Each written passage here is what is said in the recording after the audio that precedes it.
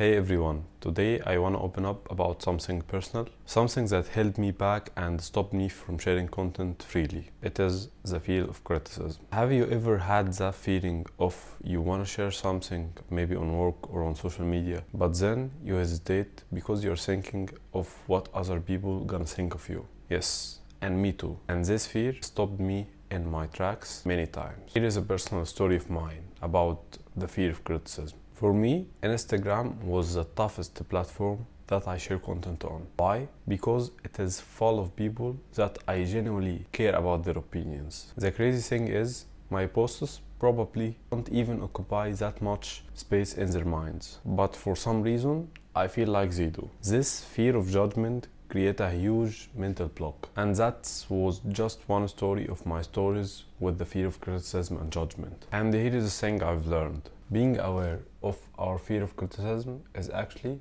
half the solution. Just recognizing that fear is there and how much it is holding us back is a huge step. Once we spot it, we are in a better position to start managing it. Think of awareness about is the first domino in the reaction chain. When we know what is blocking us, it becomes a lot easier to address what habits that are feeding this fear. Recently, I have been reading Think and Grow Rich by Napoleon Hill, where he talks about fear of criticism in details. And Hill actually lists symptoms of that fear. I'm gonna share it with you, and please, as I read them, be honest with yourself.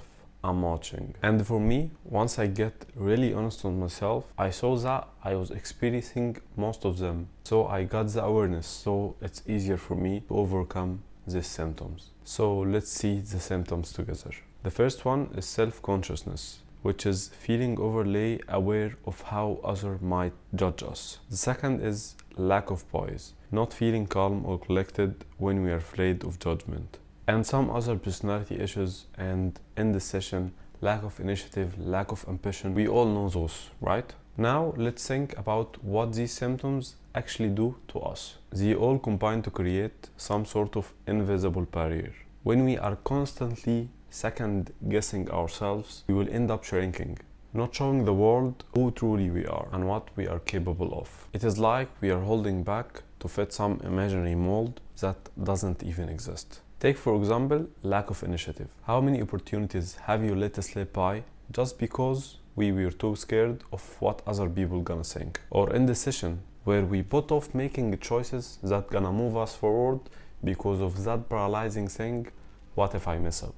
When you combine all these symptoms together, you're gonna find yourself a small blame in life. And that's what fear of criticism made us. But let's get back and see what is the root of this fear. From my own honest perspective, it often starts with comparison. Now, comparison can be a double-edged sword. On one side, comparing us to each other might help us grow. Being surrounded by ambitious and talented people can push us to work harder, improve our routines and level up. But then, the downside. When comparison turns into self-criticism, which is damaging. When we compare, we often forget about our own strengths and we only see others' best qualities. But competition is different. It's about pushing yourself to be better, not just trying to be someone else. Comparison is about who is better, while competition is how can I get better. And that difference can be powerful if we put it in our minds. So if comparison and self-doubt keep us stuck, how can we break free? The first step is that we see that fear of criticism is just imagined. It's not real, it's just imaginations. Often, most of people are focusing on their own lives and their own problems, and they barely notice our mistakes and our insecurities. Another powerful shift is reframing criticism as a feedback, instead of letting it paralyze us. And here is a few ways to start building a mindset away from that fear. The first one is focus on progress, not perfection. Let yourself make mistakes. The second one is practice self-validation. Give yourself credit for trying and celebrate small wins. And the third one, seek constructive feedback. Learn to differentiate the constructive and the destructive feedbacks and always stick to the constructive one. And let's imagine what you can create when you are not thinking about anyone. You're just thinking about what you can do.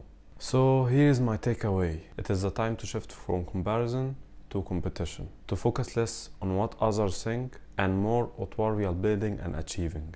And if you like this video, please hit the subscribe button and hit the like button also. Thanks for watching.